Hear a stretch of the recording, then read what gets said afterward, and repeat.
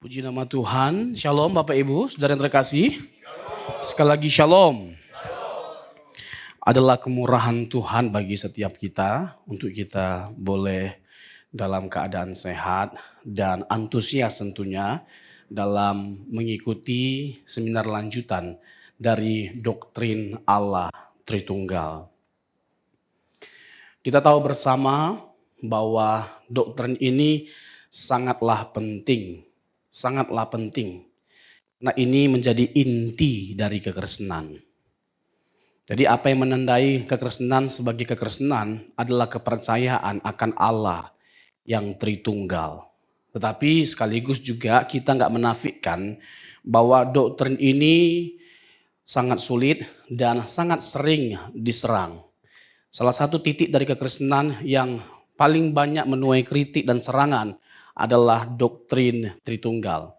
Untuk itu tidak bisa tidak, kita harus benar-benar memberikan waktu dan perhatian yang khusus dalam menggali kebenaran ini. Tentunya tidak semata-mata supaya kita dapat menguasai dari sisi intelektual belaka. Tetapi bagaimana ketika kita mengenal Allah yang benar dengan benar, itu juga berdampak bagi seluruh kehidupan kita. Bagaimana kita menjalani hidup kita, bagaimana kita menyikapi segala sesuatu yang kita hadapi di dunia ini. Jadi mengenal Allah yang benar adalah tanggung jawab dari setiap kita. Nah, hari ini saya akan membahas beberapa bagian yang ini juga menjadi perhatian khusus atau perhatian utama ketika kita membahas doktrin Tritunggal. Yang pertama, sejarah pemikiran Tritunggal, bagaimana pergulatan dalam sejarah gereja dalam merumuskan doktrin ini dan bagaimana gereja dalam sepanjang sejarah menghadapi berbagai macam ajaran yang sesat atau bidat. Seperti konsili-konsili, ya, secara khusus 7 konsili ekumenis utama itu diadakan bukan tanpa alasan. Konsili-konsili itu diadakan karena bertaburan dan banyak sekali bermunculan ajaran-ajaran yang sesat, dan itu kebanyakan seputar kristologi dan Tritunggal. Kenapa ini harus dengan serius kita perkarakan? Karena sekali lagi ini adalah inti dari kekristenan, bahkan jatuh bangunnya kekristenan itu terletak pada keyakinan kita akan keilahian Yesus dan Allah yang Tritunggal. Ya. Ini bukan sesuatu yang berlebihan, tapi nanti saya akan uraikan dengan berbagai macam argumentasi. Mengapa saya mengatakan jatuh bangunnya kekristenan terletak pada keyakinan kita ini? Karena memang seluruh kitab menyaksikan kebenaran ini. Seluruh kitab menyaksikan kebenaran ini. Kayak kita bisa menikmati keselamatan, bisa menikmati nantinya kehidupan kekal bersama dengan Allah. Itu karena ada Yesus yang adalah Allah itu sendiri hadir di tengah-tengah dunia ini untuk menyelamatkan setiap kita. So ini sesuatu yang sangat luar biasa. Ini kesempatan yang sangat luar biasa dan kami merasa terhormat Bapak Ibu boleh menyediakan waktu untuk datang ke seminar ini. Jadi itu luar biasa. Mari sama-sama kita berikan tepuk tangan untuk kita semua. Nah, selain sejarah pemikiran Tritunggal, saya juga akan membahas karya ilahi dari Allah Tritunggal. Karya ilahi Allah Tritunggal, lalu sifat-sifat keilahian dari ketiga pribadi Tritunggal. Ya. Jadi kita mengatakan bahwa ada 3 pribadi, ya, satu hakikat, bukan sesuatu yang kita karang-karang. Jumlahnya kenapa 3? Itu bukan kita yang buat. Kita tidak menambah dan kita tidak mengurangi. Karena itu adalah sesuatu yang disaksikan di dalam Alkitab. Mengapa hanya ada 3 pribadi? Karena hanya ada 3 pribadi yang disaksikan oleh Alkitab yang memiliki karakteristik yang sama, sifat-sifat yang sama, kedudukan yang sama, kemuliaan yang sama. Karena mereka berbagian dengan hakikat yang sama, dengan tindakan yang sama, sifat-sifat yang sama, maka ketiga pribadi ini adalah Allah itu sendiri. Tapi sekalipun Alkitab menyaksikan ada kejamakan pribadi dari Allah itu, ada 3 pribadi, tapi Alkitab tidak pernah mengatakan Allah kita 3. Ya, Alkitab tidak pernah mengatakan Allah kita 3. Karena keharmonisan dari kejamakan dan kesatuan itu sangat luar biasa dijaga oleh Alkitab. Nah, ini sudah saya jelaskan dalam pertemuan yang sebelumnya. Kita yang sebelumnya tidak datang boleh nanti melihat ya video seminar Tritunggal yang sebelumnya tentang keesaan dan kejamakan dari pribadi Allah. Lalu yang ketiga, Bapa, Anak, dan Roh Kudus adalah Yahweh. Bapa, Anak, dan Roh Kudus adalah Yahweh. Seberapa banyak kita tahu tentang nama ini? Ada beberapa hal yang harus kita perkarakan ketika kita membahas nama ini. Belum lagi ada pengagung nama Yahweh yang mereka sangat radikal, mendorong setiap orang untuk menyebut sesembahan kita sebagai Yahweh. Tidak boleh Allah, karena itu adalah sesembahan agama lain. Bahkan terkesan kita dikutuk, dilaknati, disesatkan hanya karena menyebut sesembahan sebagai Allah atau Tuhan. Jadi nggak boleh hanya Yahweh. Ya kan? Sementara orang Yahudi saja tidak bisa menyebut nama itu sembarangan. Lalu menggantinya dengan Adonai karena nama itu dianggap terlalu kudus. Bahkan kalaupun para penulis menuliskan nama itu, mereka harus mencuci tangan mereka. Saking kudusnya nama itu. Nah, bagaimana kita menyikapi hal itu? Apakah benar hanya Bapa yang Yahweh, Anak dan Roh Kudus itu bukan Yahweh? Nah, hari ini kita yang menggumuli semua ini, patut kita bersyukur dan beruntung. Pada seminar ini kita akan melihat berbagai macam bukti yang menunjukkan bahwa Anak dan Roh Kudus itu juga adalah Yahweh itu sendiri.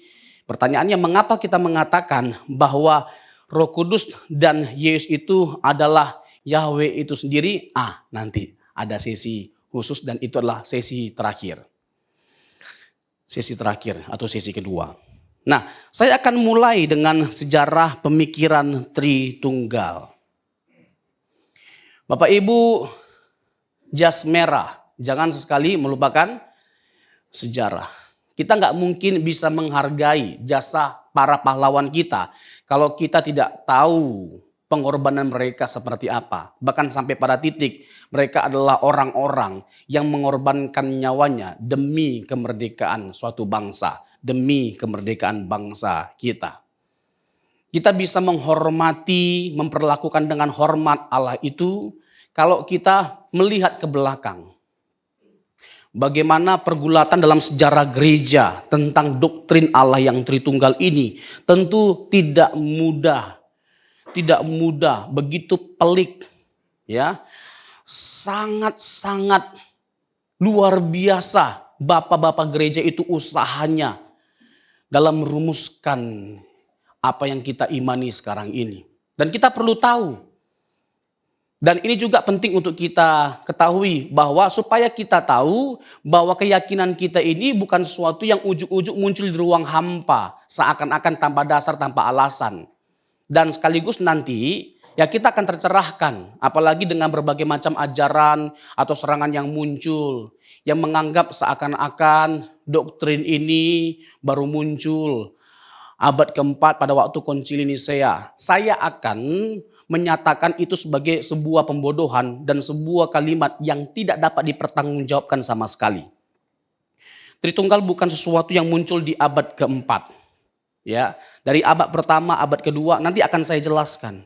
Ini sudah dijunjung tinggi oleh para pemikir besar, oleh bapak-bapak apostolik atau bapak-bapak gereja. Jadi nanti ada serangan-serangan seputar tentang ini kan sesuatu yang dikarang-karang. Ini kan tidak ada di dalam Alkitab. Ini kan karangan manusia, karangan bapak-bapak gereja dan lain sebagainya macamnya. Itu akan terjawab semua kalau kita dengan setia membahas tentang sejarah. Cuman masalahnya kan, kalau di sekolah dulu, kalau masuk mata kuliah, mata pelajaran tentang sejarah, kebanyakan kita tidur. Ya kan? Tapi tidak di seminar kali ini, insya Allah. Ya. Ini penting karena ini menyangkut iman kita. Jadi kita harus benar-benar menaruh perhatian yang khusus dan serius tentang sejarah pemikiran Tritunggal. Saya mau tekankan satu hal dulu sebelum saya masuk panjang lebar tentang para tokoh atau para pemikir besar. Bahwa pengajaran mengenai Trinitas bukanlah hasil dari penelitian manusia atau pemikiran akademis tentang sifat dari realitas. Allah itu adalah realitas yang ultimat. Pengajaran ini didasarkan pada wahyu khusus yang berkisah tentang karya penyelamatan dari satu Allah dalam pribadi Bapa, Anak, dan Roh Kudus seperti yang ada dalam Alkitab. Jadi kita perlu menggunakan pikiran, kita perlu menggunakan hati nurani, filsafat dan sebagainya macam, tapi semuanya itu hanyalah tools, tidak mutlak sifatnya sebagai tolak ukur dari kebenaran. Tapi tolak ukur dari kebenaran adalah Alkitab itu sendiri. Alkitab itu sendiri.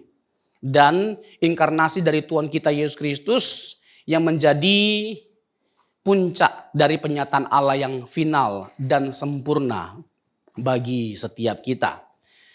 Yang pertama tadi Alkitab sebagai yang mutlak sifatnya, lalu dengan kita merujuk kepada para pemikir besar. Ketika kita menggali Alkitab, hendaknya kita menyadari bahwa kita adalah hamba atau budak. Kita bukan tuan ketika kita menggali kebenaran Alkitab. Ingat, kita adalah budak, kita adalah hamba. Kita adalah hamba, seberapa pintar, seberapa cerdas, seberapa hebat pun kita. Jangan pernah mengandalkan kekuatan kita, kemampuan kita, sehebat apapun kita dalam memahami Alkitab. Karena kita tidak sempurna dan tidak bisa menyelami secara sempurna Allah yang Tritunggal itu secara khususnya. Ya, karena dalam sejarah juga ada tokoh yang terjebak hendak menjelaskan Allah Tritunggal dengan sempurna.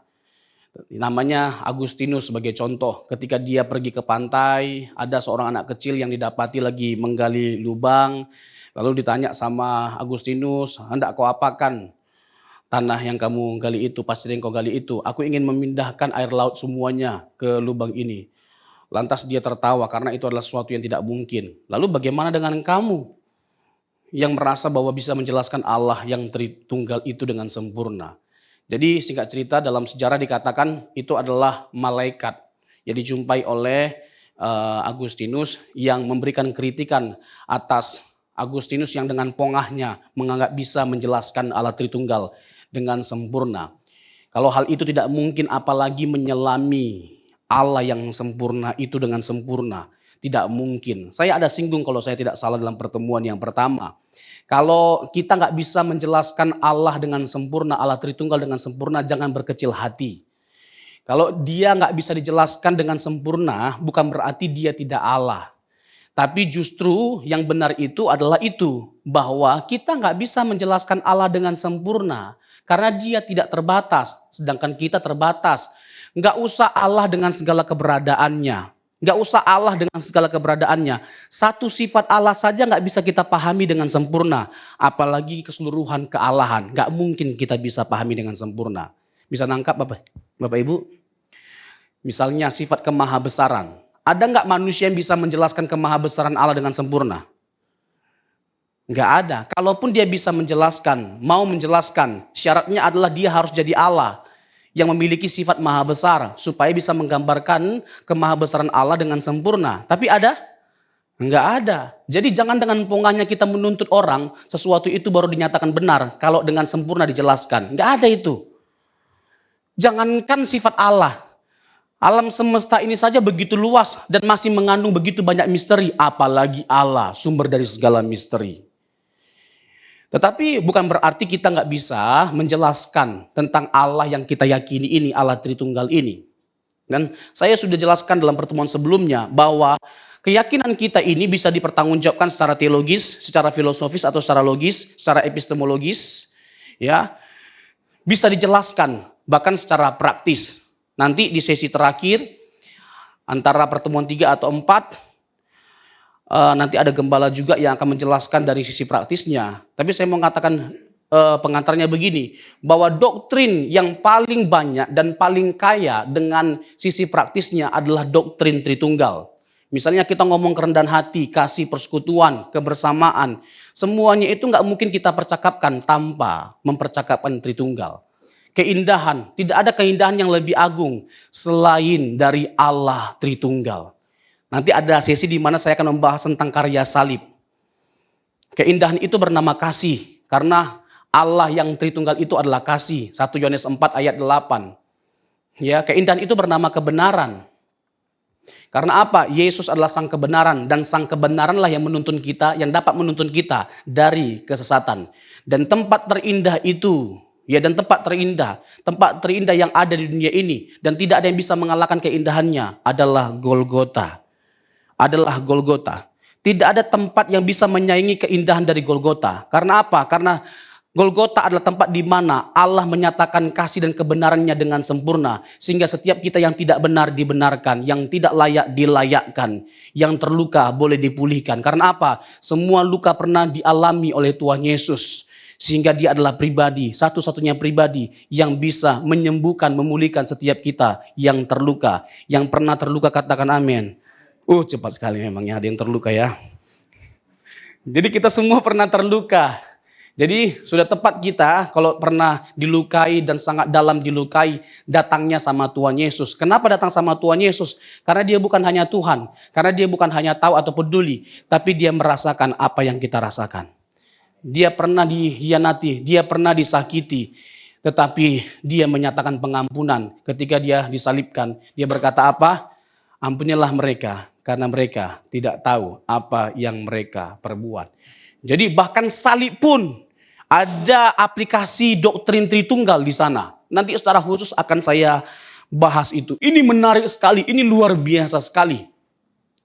Jadi kebenaran itu kalau digali membuat atau mendatangkan sukacita yang luar biasa. Dan saya alami itu ketika saya sedang mempersiapkan materi ini. Bukan saya yang luar biasa, tapi Alkitab itu yang luar biasa. Dan kalau kita mau mengalami keluar biasaan dari Alkitab kebenaran firman Tuhan, maka kita harus memberi diri untuk mau diajar, mau belajar kebenaran Alkitab. Cocokkanlah pikiran kita dengan Injil. Jangan cocokkan Injil dengan pikiran kita. Keren ya. Keren. Ya. Cocokkanlah pikiran kita dengan Injil, bukan cocokkan Injil dengan pikiran kita.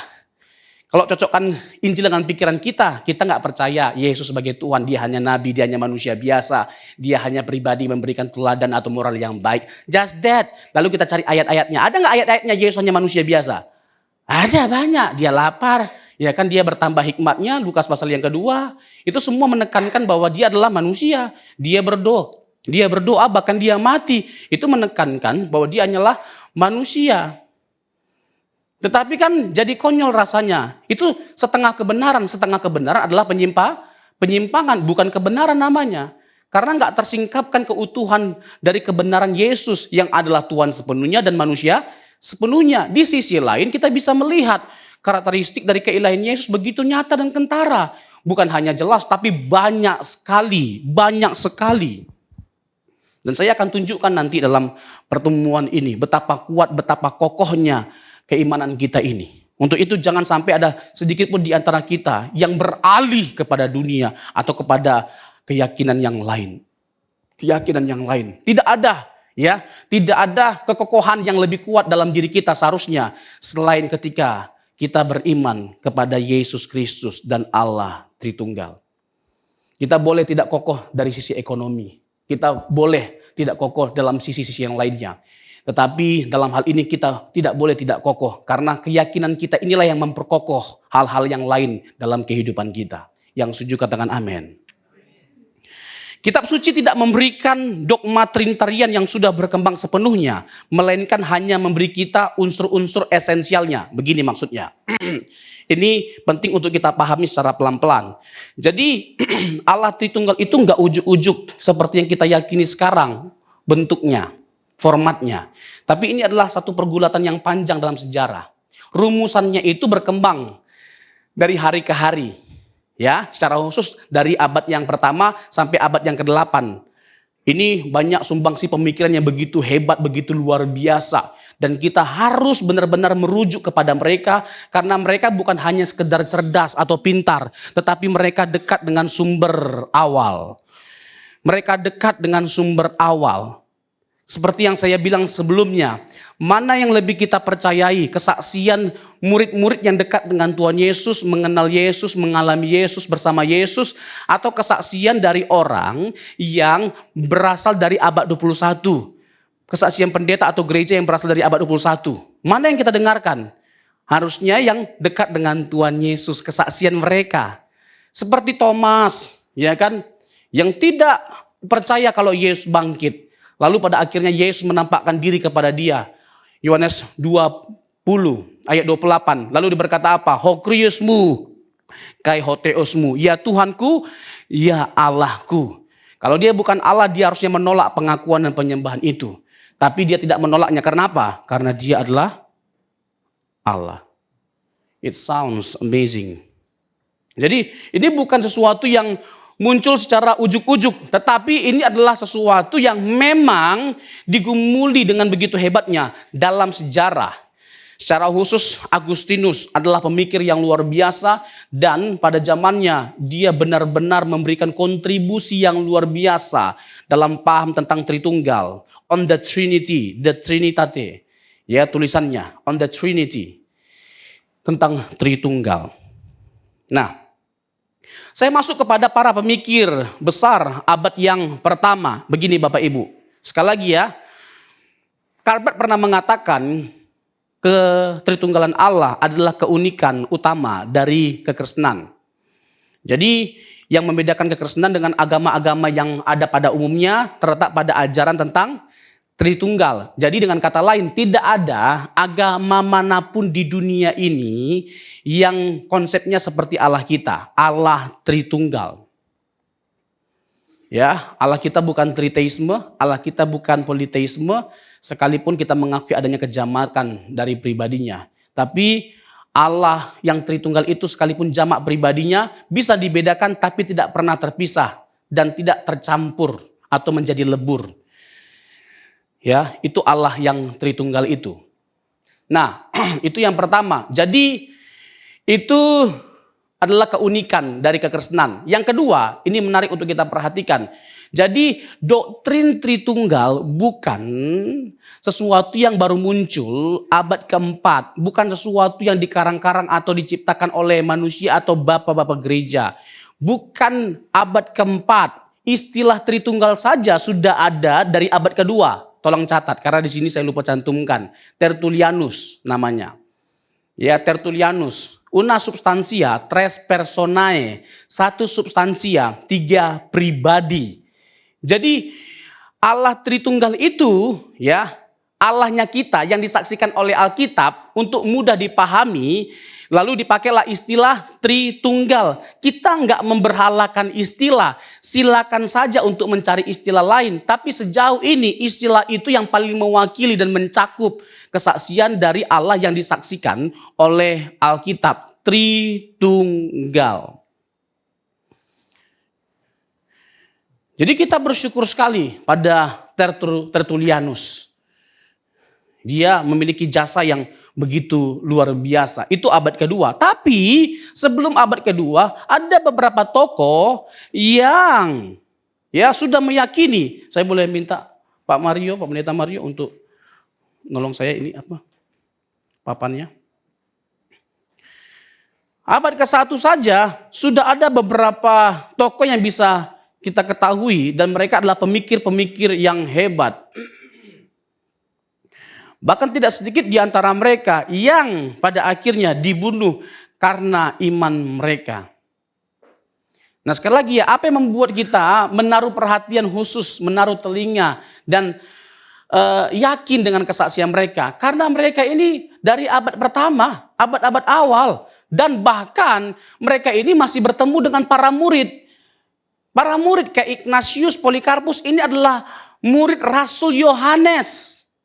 Murid Rasul Yohanes masih bertemu.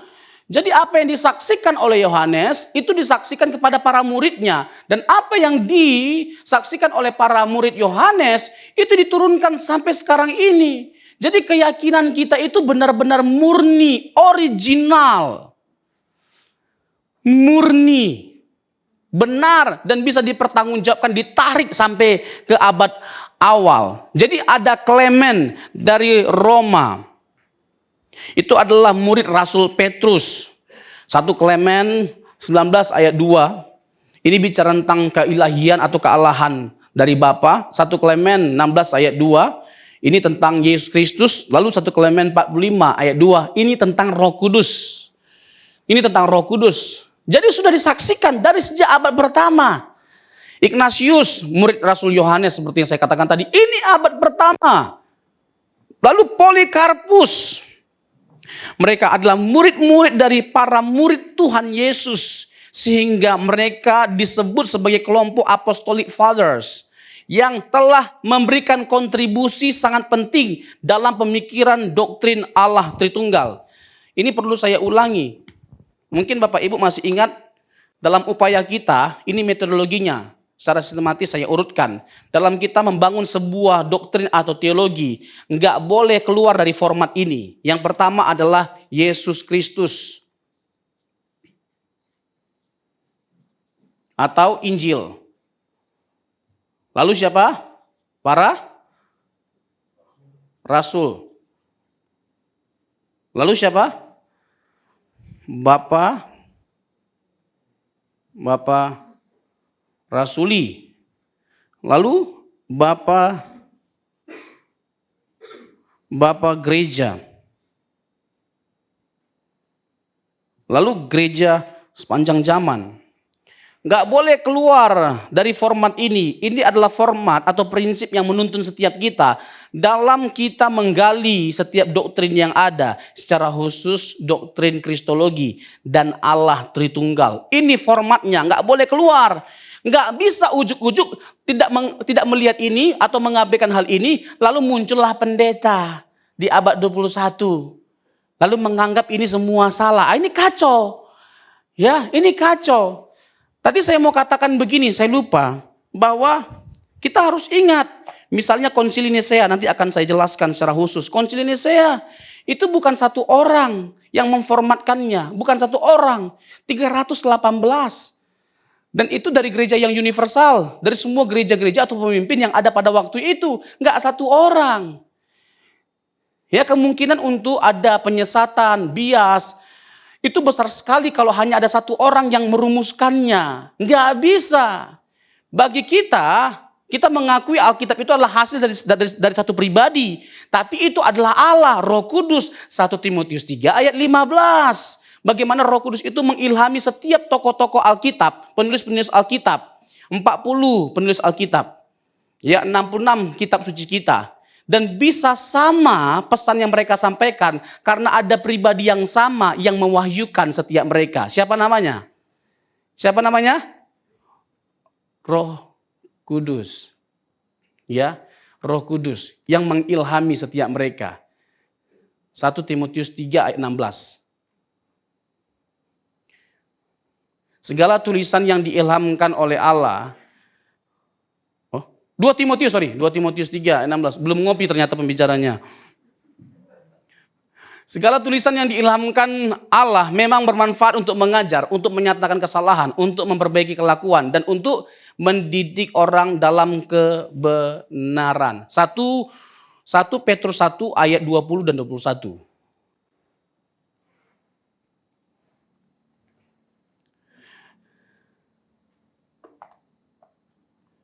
Ayat 21. 2 Petrus berarti. 2 Petrus 1 ayat 21. Iya, memang betul-betul butuh kopi memang. Ya. Ayat 20 ya. Yang terutama harus kamu ketahui ialah bahwa nubuat-nubuat dalam kitab suci tidak boleh ditafsirkan menurut apa? Kehendak sendiri. Ya, satu kita butuh Roh Kudus. Dalam setiap pelayanan yang kita lakukan, dalam upaya kita menggali atau mencari kebenaran, kita harus bergantung sepenuhnya dengan Roh Kudus. Sehebat apapun kita, seluar biasa apapun kemampuan kita, talenta kita, cakap kita dengan berbagai macam bahasa, Yunani, Ibrani bisa kita kuasai. Tapi nggak otomatis pasti benar atau sempurna apa yang kita katakan. Harus bergantung sepenuhnya pada Roh Kudus. Anggaplah seakan-akan kita nggak punya kemampuan, supaya dengan rendah hati kita mau bergantung sepenuhnya pada Roh Kudus. Yang setuju katakan amin. Iya. Dan ciri utama dari orang yang dipenuhi Roh Kudus bukan berbahasa roh, tapi rendah hati. Nggak ada yang amin kan? Nggak ada yang amin. Karena memang semua rendah hati. Amin. Ya, jadi ada buah roh yang kita hasilkan. Tapi saya tidak sedang membahas itu, tapi nanti ada pembahasan mengenai pneumatologi. Bahasan khusus tentang Roh Kudus dan karya Roh Kudus. Jadi jelas sekali Bapak Ibu ya, bahwa Roh Kudus yang menolong setiap kita untuk memahami kebenaran firman. Roh Kudus yang menolong setiap penulis Alkitab dalam menuliskan kitab suci. Lalu ayat 21, sebab tidak pernah nubuat dihasilkan oleh kehendak manusia, tetapi oleh dorongan Roh Kudus orang-orang berbicara atas nama siapa? Atas nama siapa?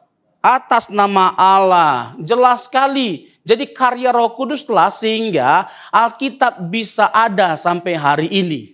40 orang penulisnya. Dari 3 benua, 3 bahasa, Yunani, Ibrani, Aramaik. Ya, Aramaik. Lalu beda-beda zaman penulisnya. Tapi hebatnya bisa sama loh pesan yang mereka sampaikan. Kalau bukan karena ada Roh Kudus yang bekerja di balik mereka semua, tidak mungkin hal itu bisa terjadi.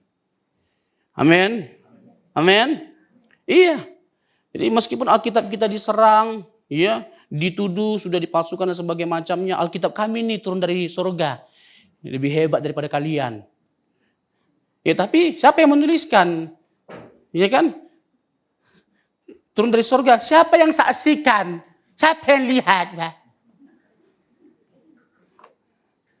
Iya kan? Kalau mereka itu memang seenak udelnya aja gitu loh, menyerang kita. Giliran kita serang, penistaan agama katanya. Giliran mereka serang kita, namanya dakwah, mati enggak? Ya kan, tapi kita punya hak jawab. Nanti saya akan khusus, ada di sini ya poinnya, akan khusus ngomong tentang Roh Kudus, Parakletos, yang dikatakan sebagai bukan Roh Kudus, tapi Mr. N. Mambo. Nah, ya kan, daripada mati mau. Iya kan? Iya, karena itu salah satu hal yang penting untuk saya pertegas hari ini karena lagi rame banget bahasan mengenai benarkah Roh Kudus itu bukan Parakletos? Benarkah Parakletos itu artinya bukan Roh Kudus tapi Mr. M? Ini nanti saya akan singgung. Ini akan saya singgung dan beruntung Bapak Ibu bisa hadir pada saat hari ini. Karena kita akan bongkar. Kita kupas secara tajam setajam silet. Iya. Ya. Jadi nggak boleh gitu tidak memperhatikan ini, nggak boleh mengabaikan ini. Yesus Kristus, Injil, para rasul, bapak rasuli, bapak-bapak gereja. Kualifikasi mereka jelas, bapak rasuli, bapak gereja. Mereka orang-orang yang cerdas, mereka pintar banget menguasai lebih dari satu bahasa. Pada umumnya Yunani, Ibrani, dan Latin. Ini mereka kuasai. Inilah kemampuan mereka. Tambah sekali lagi, mereka dekat dengan sumber awal. Mereka dekat dengan sumber awal abad pertama. Jadi mereka harusnya lebih kita dengarkan dari siapapun yang muncul di kemudian hari. Sama seperti Yesus mati. Ya kan, Yesus benar-benar disalib. Ada yang mengatakan diserupakan. Mana lebih kita percayai? Para murid yang sejaman dengan Tuhan Yesus yang menyaksikan Yesus mati, atau yang abad ke-6, 600 tahun kemudian baru muncul. Tiba-tiba Yesus tidak disalibkan.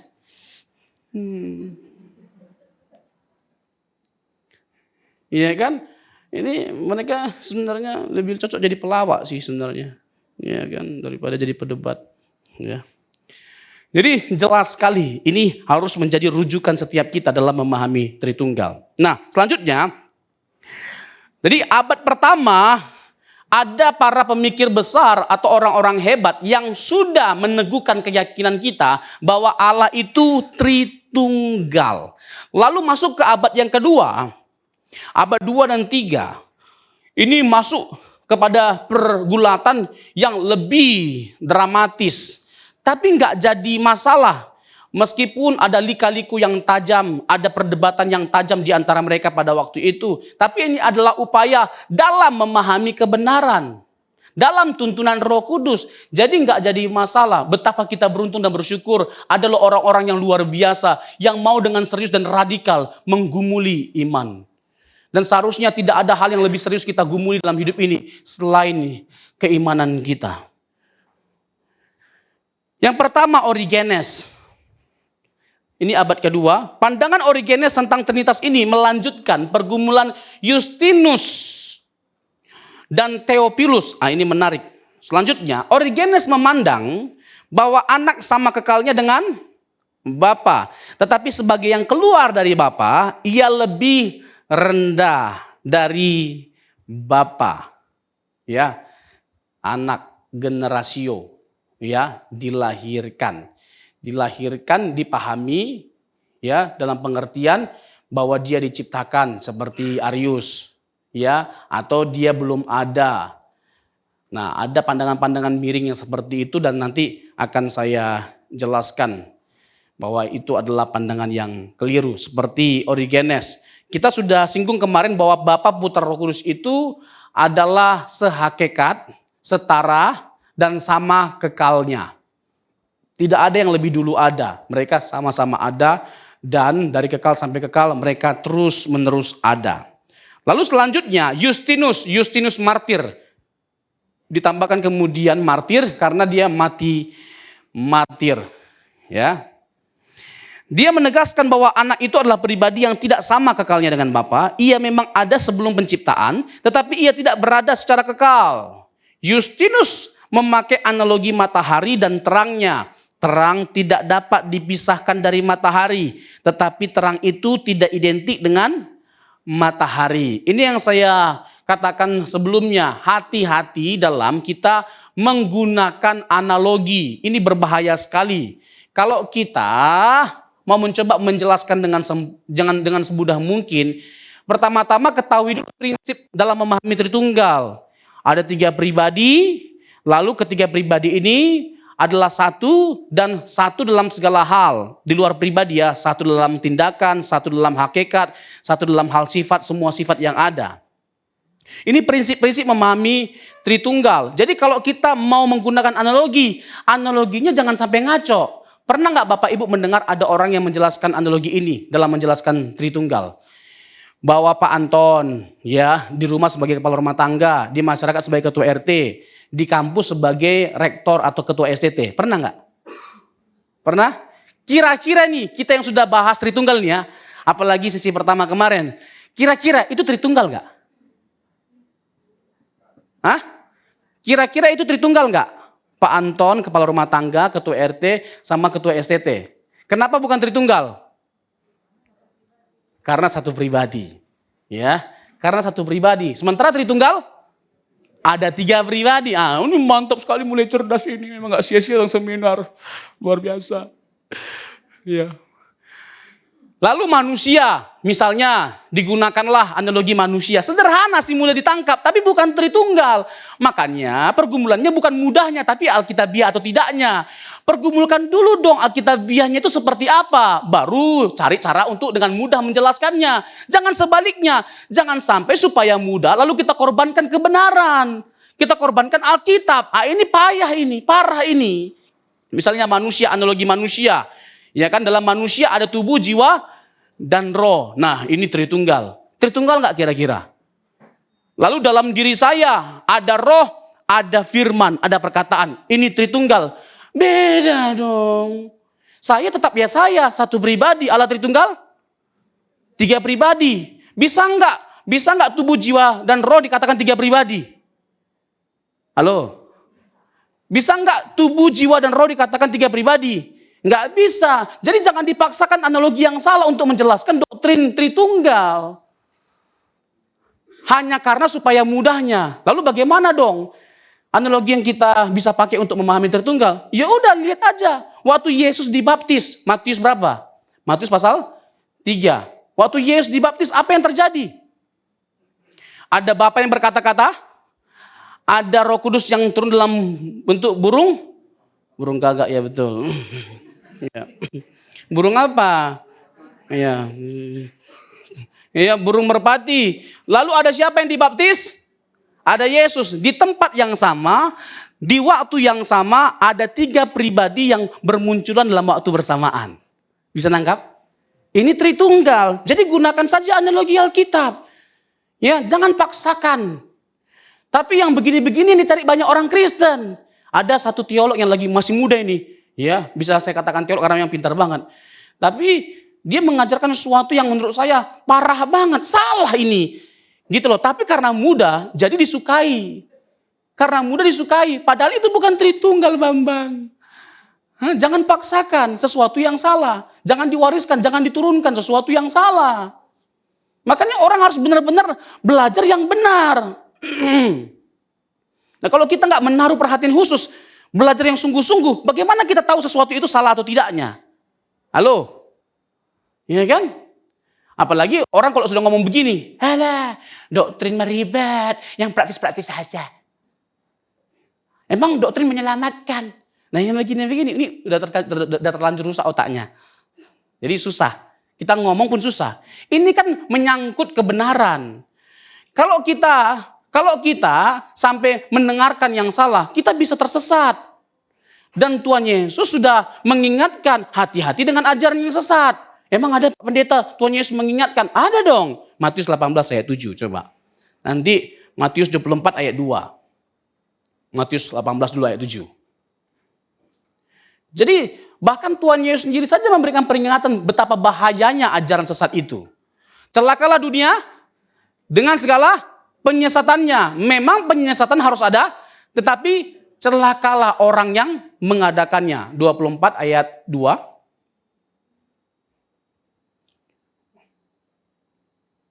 Ia berkata kepada mereka, kamu melihat semuanya itu. Aku berkata apa? Kepadamu sesungguhnya tidak satu batu pun di sini akan dibiarkan terletak di atas batu yang lain. Semua akan diruntuhkan. Ayat 3. Waspadalah.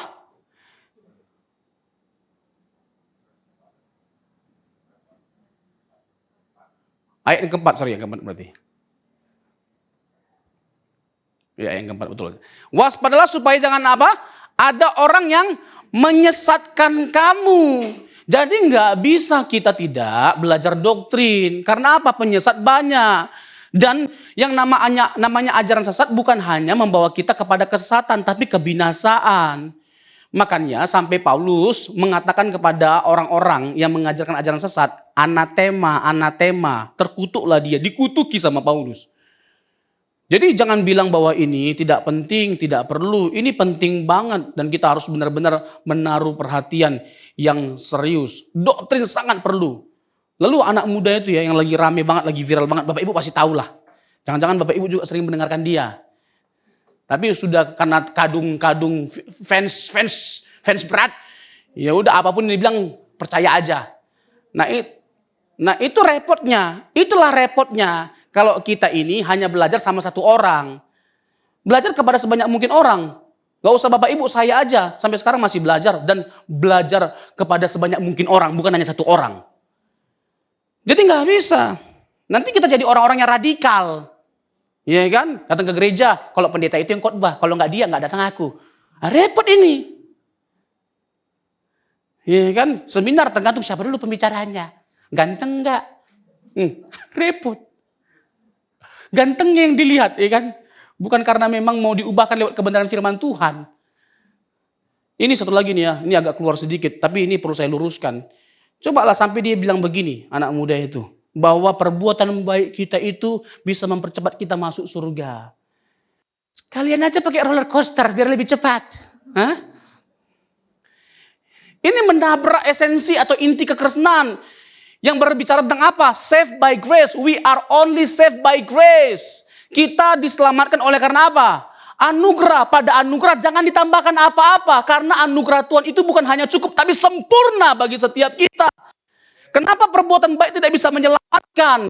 Karena kita semua adalah orang-orang yang sekalipun kita baik, adalah orang-orang yang di bawah konsekuensi dosa. Sehingga kita harus dibinasakan.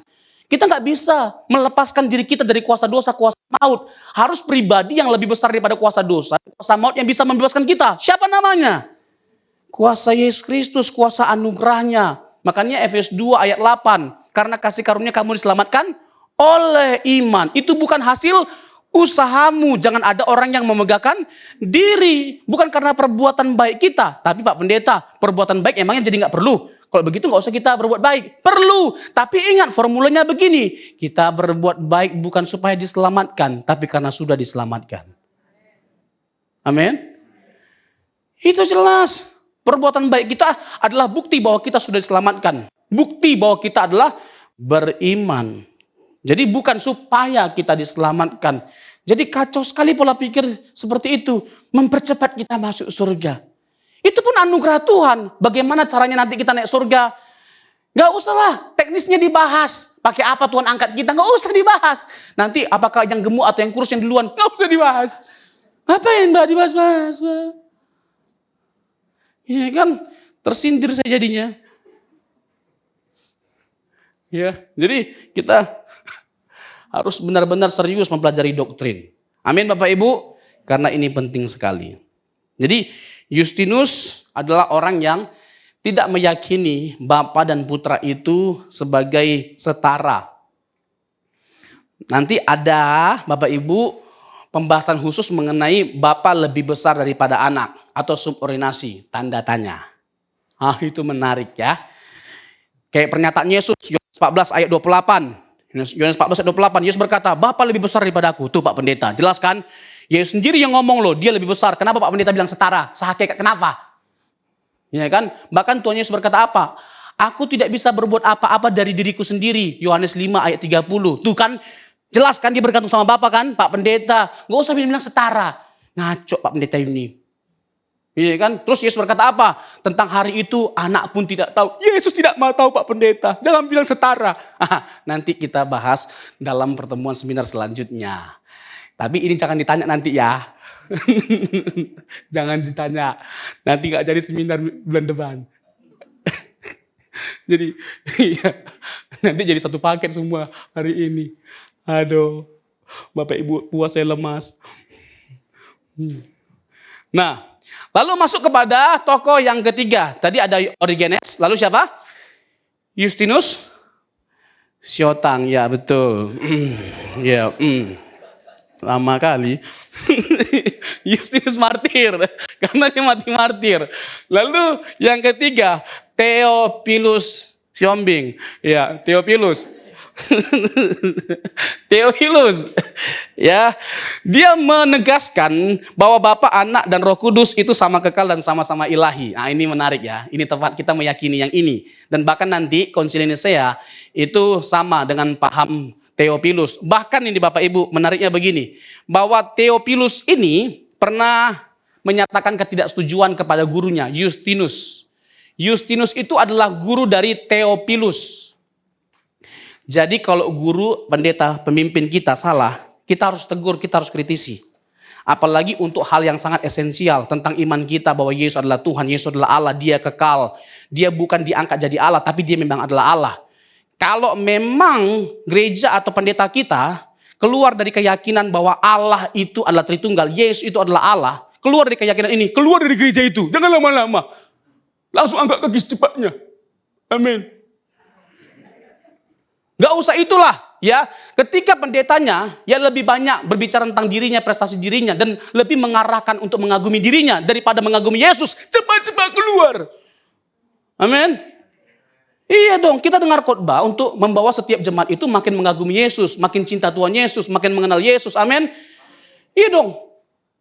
Makin mengenal Yesus, kok jadi makin mengenal pendetanya? Iya kan? Nah itu, aduh, ya udahlah. Ya kan? Ya tadi Justinus martir ya. Lalu ada nama muridnya, namanya siapa? Theophilus.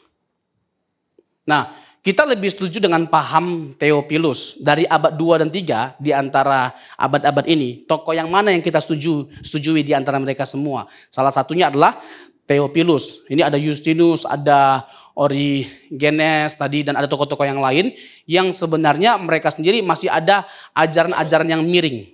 Ya, ada ajaran-ajaran miring. Ya, salah satunya adalah Sabellius. Itu jelas miring ya, yang mengatakan Bapa, Putra, Roh Kudus adalah pribadi yang sama, tapi menyatakan diri dalam 3 bentuk. Dalam konteks menciptakan, dia menyatakan diri sebagai Bapa. Dalam konteks menyelamatkan, dia menyatakan diri sebagai Yesus Kristus. Dalam konteks untuk menguduskan, dia menyatakan diri sebagai Roh Kudus. Nah, ini sudah dinyatakan sesat oleh konsili gereja, oleh bapak-bapak gereja. Nah, jadi seperti yang saya katakan tadi, kalau memang gereja atau pendeta telah sesat atau menyimpang keyakinannya, ajarannya, maka kita nggak boleh tidak bereaksi. Kita harus bereaksi. Karena apa? Sekali lagi, ini serius. Konsekuensinya itu adalah kematian, kebinasaan. Ini adalah kematian. Tapi susah kita ngomong sama orang yang sudah ngefans berat sama seseorang, yang udah radikal. Kita ngomong apapun, kayaknya kita dianggap bodoh. Karena apa? Karena sudah berpusat pada satu orang, udah mengidolakan manusia. Nah, kalau kita berjumpa sama orang yang mengidolakan manusia, kita ngomong apapun udah tidak bisa. Ya kan, dia merasa tahu banyak, padahal baru secuil yang dia tahu. Baru dikit yang dia tahu, tapi merasa udah tahu paling banyak daripada yang lain. Nah, ini spirit-spirit ini yang harus kita buang dalam diri kita. Spirit untuk terus menggali kebenaran harus tetap mengalir dalam diri kita. Nah, ini kita masuk kepada konsili-konsili yang ada. Konsili-konsili yang ada. Bapak Ibu bisa lihat? Nggak bisa kan? Nggak bisa, apalagi yang sudah umur. Ya udah, karena nggak terlihat, ya saya aja. Nah, jadi abad ke-4 sampai abad ke-8. Nanti Bapak Ibu, materi ini akan saya bagikan kepada Bapak Ibu, ya, tanpa dipungut perpuluhan, ya. Ya. Jadi Bapak Ibu tinggal menikmati saja, biar saya yang susah payah. Susahnya di saya aja, jangan di Bapak Ibu. Karena ini berat. Tapi masih lebih berat badan saya ya. Jadi, konsili-konsili ini diadakan dari abad ke-4 sampai abad yang ke-8. Konsili-konsili diadakan karena berhubungan atau terkait dengan berbagai macam ajaran bidat atau ajaran sesat yang muncul. Sekali lagi ya, jadi konsili tidak ujuk-ujuk ada. Tetapi karena bermunculanlah berbagai macam ajaran yang sesat. Misalnya konsili Nisea tidak sedang mengangkat Yesus dari tidak Tuhan jadi Tuhan. Tetapi karena ada yang menyimpang dari keyakinan Yesus adalah Tuhan, namanya Arius, diadakanlah konsili Nisea untuk menentang Arius yang telah keluar dari keyakinan gereja awal, keluar dari keyakinan para rasul dan jemaat mula-mula. Tentu ini membuktikan banyak sekali dukungan ayat, dan saya akan jelaskan semuanya kepada Bapak Ibu. Jadi Arius meyakini Yesus hanya homoi osia, mirip, bukan homo osia. Harusnya homo osia. Sama hakikatnya, sama karakteristiknya, sama sifat-sifatnya. Jadi konsili Nisea menghadapi Arius. Lalu konsili Konstantinopel mengulangi keputusan Nisea tentang ketuhanan Yesus dan secara khusus menegaskan keilahian Roh Kudus, pribadi ketiga. Jadi konsili Konstantinopel itu secara khusus membahas tentang Roh Kudus. Lalu ada konsili Efesus melawan dan mengecam Nestorius.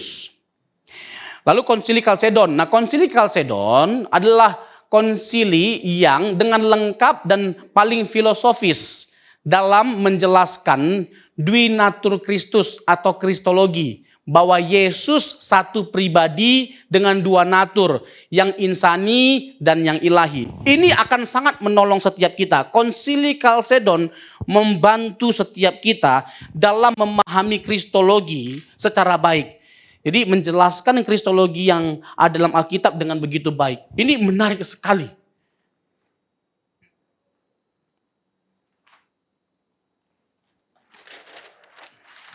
Jadi konsili Kalsedon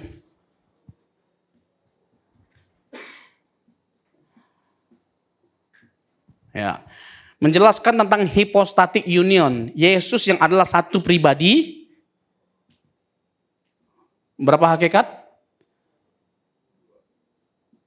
Dua hakikat, yang ilahi dan yang insani. Ada nggak ayat-ayat yang mengatakan bahwa Yesus bisa lapar, berdoa, dia bertambah hikmatnya, Lukas pasal 2, lalu pada akhirnya dia menderita dan mati, ada? Ada. Itu menunjukkan bahwa dia adalah manusia, ya. Lalu ada nggak ayat-ayat yang menunjukkan keilahiannya? Banyak. Markus 2, dia mengampuni dosa. Ayat 7 sampai 10. Lalu dia mengklaim dia sudah ada sebelum Abraham ada. Bahkan bukan hanya mengklaim dia sudah ada sebelum Abraham ada, sebelum dunia dijadikan dia sudah ada. Bahkan mengklaim punya kemuliaan yang sama seperti yang dimiliki oleh Bapa.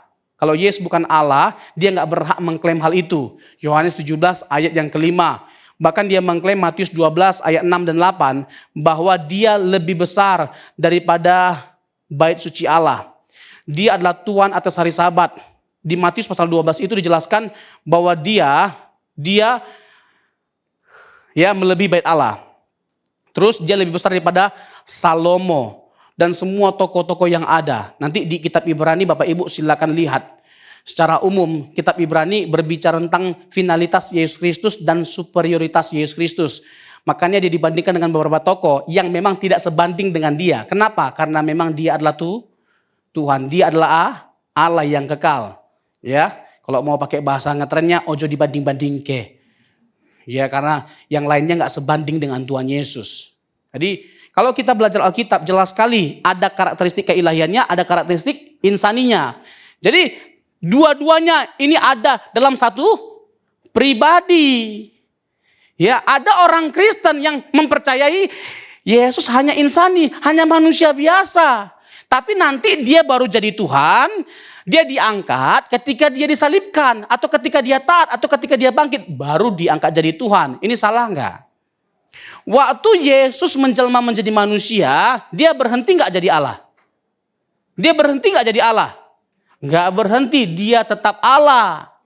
Ya, tetapi ketika dia tetap Allah, yang lebih menguasainya pada umumnya lebih banyak mananya? Insaninya atau ilahinya? Insaninya. Karena apa? Karena dia membatasi dirinya. Dia membatasi dirinya. Dia membatasi keilahiannya. Makanya nggak heran Yesus berkata apa tentang hari itu? Tidak seorang pun yang tahu, tidak malaikat tidak tahu, anak manusia pun tidak tahu. Karena apa? Dia membatasi dirinya. Tapi bukan berarti dia jadi tidak Allah. Bukan. Karena di kesempatan lain kita bisa lihat bukti-bukti dari keilahiannya. Nah, jadi ini harus paham. Jadi jangan terbalik-terbalik. Kan agama tetangga kita itu kan dipikirnya begini, Yesus hanya manusia, dia hanya nabi. Lalu dia carilah ayat-ayat dalam Alkitab yang menekankan kemanusiaan Yesus. Ah, ini salah. Sudah ada premis gitu loh. Jadi dia pakai kacamatanya dalam memahami Alkitab. Harusnya pakai kacamata Alkitab dalam memahami Alkitab. Nah, ketika kita melihat Alkitab dengan jujur, secara komprehensif, ini kebenarannya bahwa Yesus satu pribadi dengan dua hakikat, dua natur. Nah, inilah yang kita lihat dalam Konsili Kalsedon. Lalu ada Konsili Konstantinopel, ya, tahun 553. Konsili Konstantinopel yang kedua menegaskan kembali ajaran Kalsedon dan mengecam berbagai penafsiran yang keliru berkaitan dengan ajaran mengenai dua kodrat yang bersatu dalam satu hipostase. Jadi menegaskan ulang kebenaran dari Yesus yang satu pribadi, dua natur. Nah, lalu Konsili Konstantinopel kembali berlanjut di tahun 681 atau abad yang ke-7 melawan ajaran monotelitisme bahwa dalam Yesus hanya ada satu kehendak, menegaskan ajaran mengenai adanya dua kehendak dalam Yesus Kristus sesuai dengan kodrat kealahan dan kemanusiaan yang tidak saling bertentangan satu sama lain. Jadi Yesus itu satu pribadi tapi dua kehendak karena dia punya dua natur atau hakikat. Jadi pada Yesus itu ada dua kehendak.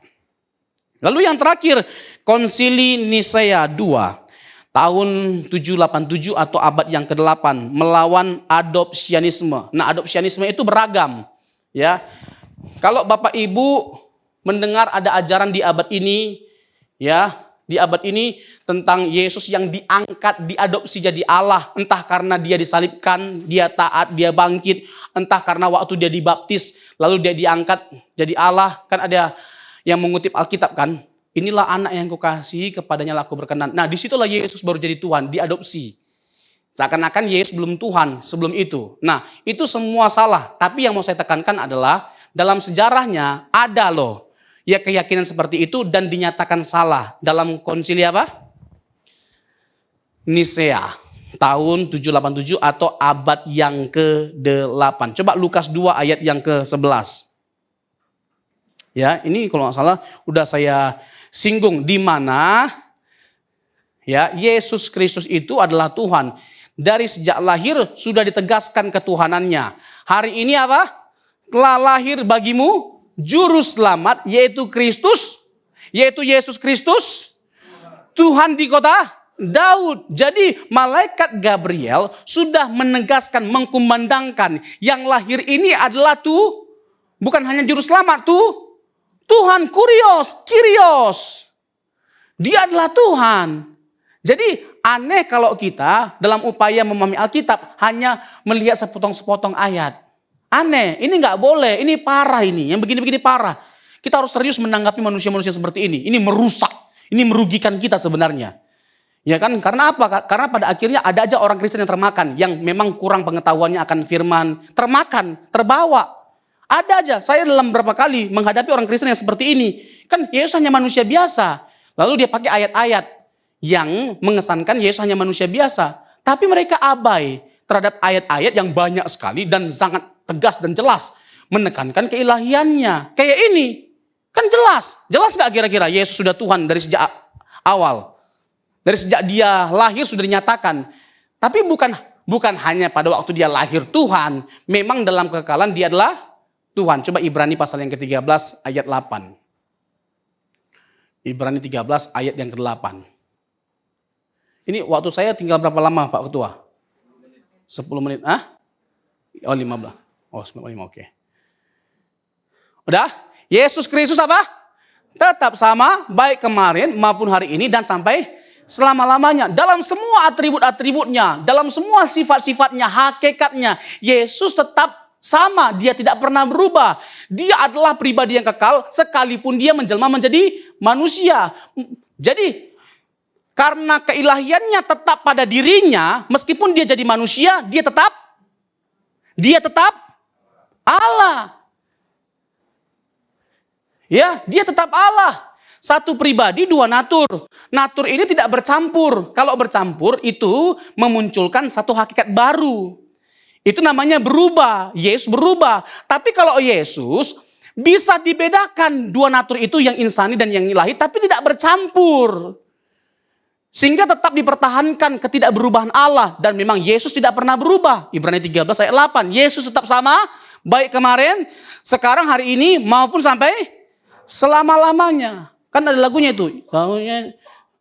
Kok tahu tempe jadinya, aduh. Tuhan Yesus tidak berubah. Tidak. Saya bilang tahu tempe karena jadi kayak kebiasaan kami anak STT. Jadi anak STT itu kan biasanya kan puasa hari Kamis. Iya kan? Iya, hari Kamis. Terus ya biasalah kalau kita puasa, paling malam tidur jam 10 misalnya. Nah nanti buka puasa jam 5 atau jam 6 kalau nggak salah. Dan itu nggak ada sahur-sahur. Itu laparnya bukan main. Nggak ada sahur jam 2. Sahur sudah ada. Jadi saking laparnya kita, kalau ada yang bikin emosi, pengen kita makan. Saking laparnya.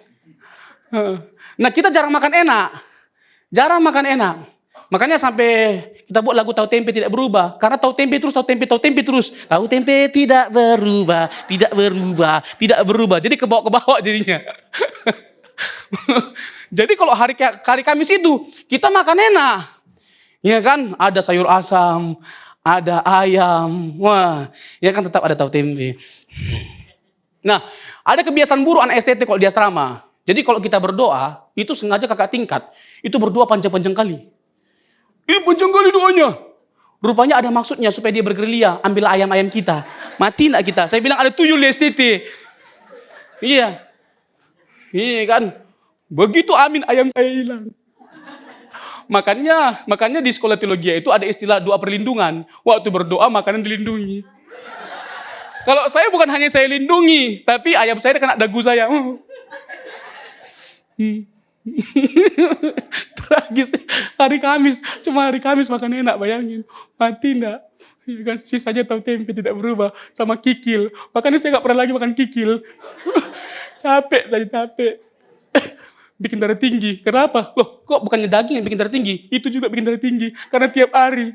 Aduh, kikil lagi darah tinggi. Iya, memang parah nih ya. Senior biasanya yang berdoa. Doanya panjang kali. Terus sosok bahasa Inggris lagi. Orang Batak kalau bahasa Inggris. Aduh, bilang I do have enough. Aduh. Mati lagi dah. I do have. Aduh Tuhan. Aduh, banyak kali cengkoneknya. Jadi jelas sekali ya bahwa dalam sejarah bermunculan berbagai macam ajaran sesat, dan kalau kita pakai istilah Avengers, bermunculan juga di setiap zamannya. Tuhan hadirkan di setiap zamannya para Avengers. Ya, yang mempertahankan iman Kristen dengan begitu beraninya, dengan begitu gagahnya. Mereka adalah orang-orang yang sampai pada titik mempertaruhkan nyawa mereka demi imannya. Kita bersyukur dan mengapresiasi para pendahulu kita yang telah berjasa bagi setiap kita. Jadi jas merah, jangan sekali-sekali melupakan sejarah. Ini nanti Bapak Ibu kalau ada yang mau ditanyakan terkait dengan sejarah, silakan dari sekarang dibuat catatan, ya. Nanti ada Slido dan bisa tanya langsung, ya. Ini kita pertegaskan dari sejak awal supaya Bapak Ibu enggak kelupaan karena asik kan memperhatikan, ya kan, tadi kan lalu lupa, ya kan. Nah, jangan sampai seperti itu. Ya, dari sejak awal tentang sejarah ini kalau ada yang mau ditanyakan silakan, ya. Jadi konsili Nisea itu adalah konsili yang secara khusus. Ini pergulatannya begitu luar biasa. Dan apa yang diyakini oleh Arius ternyata nggak berhenti di situ. Masih terus berkepanjangan sampai hari ini. Ada orang-orang yang setuju dan meyakini ajaran Arius bahwa Yesus tidak setara, tidak sederajat dengan Allah Bapa. Dengan Bapa, makanya nanti ini kita buat secara khusus nanti. Subordianisme atau hierarki ya dalam Allah Tritunggal. Apakah ada hierarki dalam Allah Tritunggal? Kalau biasanya ada hierarki dalam Allah Tritunggal, biasanya pribadi yang pertama siapa? Siapa? Bapa. Yang kedua? Yesus. Yang ketiga? Roh Kudus. Nah, benarkah demikian? Nah, nanti kita akan bahas itu. Jadi, ini saya tadi lupa. Konsili Nisea. Jadi, Arius, kenapa dia mengatakan atau menolak keilahian Roh Kudus seperti Bapa atau kesejajaran atau kesetaraan Yesus dengan Bapa? Karena pada waktu itu mereka ada di circle bangsa-bangsa yang menyembah banyak dewa. Lalu kalau kita menganggap Yesus juga adalah Allah dan sama seperti Bapa, apa bedanya kita dengan bangsa-bangsa kafir yang menyembah atau punya banyak Allah? Nah, ternyata Bapak Ibu ini menarik. Pergumulan Arius juga sama dengan pergumulan Paulus. Paulus itu monoteisme lebih ketat daripada Arius. Tetapi apakah karena Paulus itu seorang monoteisme ketat lalu dia abai terhadap keilahian Yesus? Sekalipun ketat dan radikal monoteisme Paulus, pada akhirnya dia nggak bisa membantah, dia nggak bisa menafikan betapa nyatanya bukti-bukti dari keilahian Yesus. Ketika dalam perjalanan menuju Damsyik, lalu dia bertemu dengan Yesus yang membuat dia pada akhirnya buta. Lalu Yesus mengklaim dirinya sebagai siapa? Akulah yang engkau aniaya itu. Loh, selama ini dia berpikir dia berbakti kepada Allah dengan melawan musuh-musuh Allah. Kok yang kuanggap musuh utama malah mengklaim dialah yang dianiaya? Seakan-akan dia Allah. Ketika kita berbuat dosa, kita juga berbuat dosa kepada Allah. Lalu kenapa dia bisa sampai mengklaim bahwa dialah yang dianiaya itu? Berarti dia sedang mengklaim bahwa dia adalah Allah. Lalu bahkan bukan hanya itu, ada kejadian yang supernatural di mana Paulus menjadi buta pada waktu itu. Jadi Paulus tidak bisa menafikan bahwa pribadi yang satu ini juga adalah Allah. Sama. Tetapi ketika Paulus mengakui Yesus adalah Allah, apakah dia menolak monoteisme? Menolak Allah itu esa? Tidak. Dia tetap mempertahankan keesaan Allah. Contoh, 1 Timotius 1 ayat yang ke-17. 1 Timotius 1 ayat yang ke-17. Hormat dan kemuliaan sampai selama-lamanya bagi Raja segala zaman, Allah yang kekal, yang tak nampak, yang esa, tetap dipertahankan keesaan dari Allah. Meskipun Paulus mengakui keilahian dari Yesus Kristus. Dan kita bisa lihat upaya Paulus dalam membuktikan keilahian Yesus begitu kuatnya. Tapi sekalipun dia membuktikan keilahian Yesus, dia tetap mempertahankan keesaan Allah Tritunggal. Coba Roma pasal yang ke-9 ayat 5. Untung si Jelly ini cepat sekali yang membuka ayat-ayatnya seperti kecepatan bibir saya. Yuk, sama-sama kita baca. Mereka adalah keturunan bapak-bapak leluhur yang menurunkan Mesias dalam keadaannya sebagai manusia yang ada di atas segala sesuatu. Ia apa? Ia adalah Allah yang harus dipuji sampai selama-lamanya. Amin. Siapa ia? Yesus yang adalah Mesias yang lahir dari bangsa Israel, dari keturunan bangsa Israel, dari suku, kok ragu-ragu ya? Nggak mungkin suku Batak. Ragu-ragu ya. Dari suku Yehuda. Dari suku Yehuda. Nah sekarang coba 1 Korintus 8 ayat yang ke-6. Ini Paulus menjelaskan kejamakan pribadi Allah, menjelaskan dia menerima keilahian Yesus, tetapi dia mempertahankan kesatuan Allah itu dengan mengatakan satu.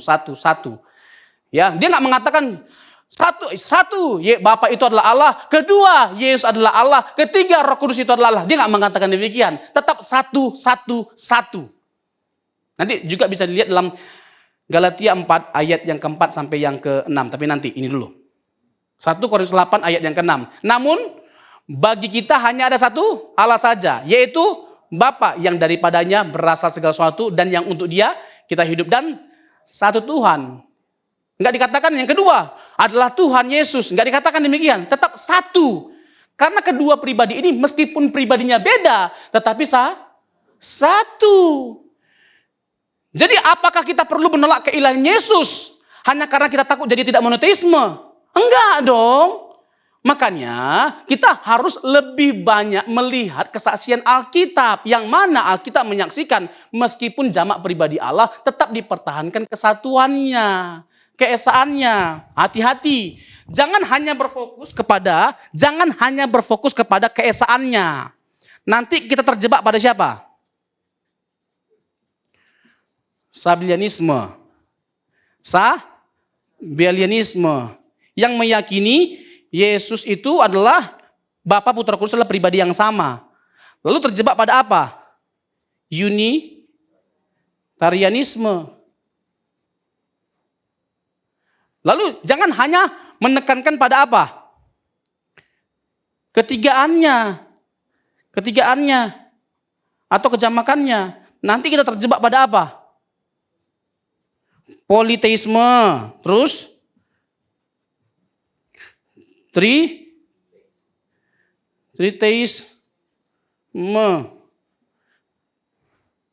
Ya, jangan hanya berfokus kepada salah satu di antaranya, tetapi kita harus melihat kedua-duanya karena kedua-duanya disaksikan oleh Alkitab dan secara sempurna diharmonisasikan oleh Alkitab. Jadi sekalipun kita mengakui Yesus itu adalah Allah, bukan berarti jadi pudar monoteisme atau keesaan Allah itu. Dan Tritunggal itu masuk ke kategori apa? Monoteisme. Jelas sekali.